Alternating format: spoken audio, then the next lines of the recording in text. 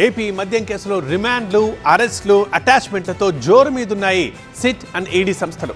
ఇప్పటికే కేసు దర్యాప్తులో వేగం పెంచిన ఎన్ఫోర్స్మెంట్ డైరెక్టరేట్ లేటెస్ట్గా నిందితుల ఆస్తుల్ని అటాచ్ చేసింది.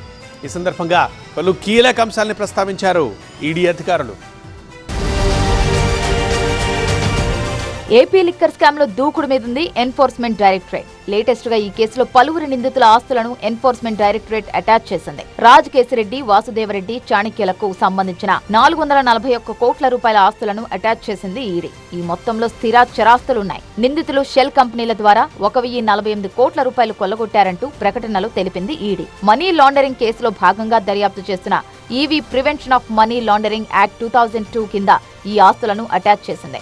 హైదరాబాద్ ఈడీ జోనల్ కార్యాలయం ఆధ్వర్యంలో ఈ చర్యలు తీసుకుంది.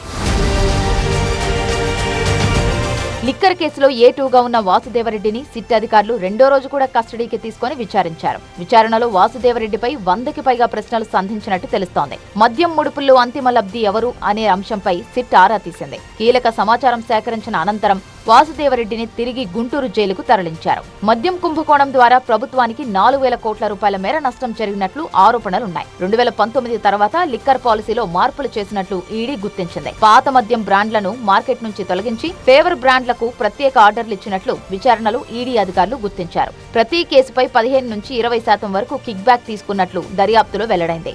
కమిషన్ ఇవ్వని కంపెనీలకు సప్లై ఆర్డర్లు నిలిపివేసినట్లు ఈడీ గుర్తించింది.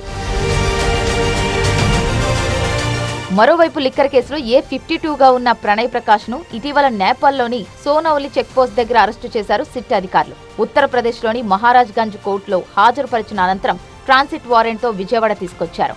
ఏసీబీ కోర్టు అనుమతితో మార్చి 13 వరకు జ్యుడిషియల్ రిమాండ్కు తరలించారు. ప్రణయ్ ప్రకాష్ అరెస్టుతో ఏపీ లిక్కర్ కేసులో అరెస్టైన వారి సంఖ్య 17కు చేరింది.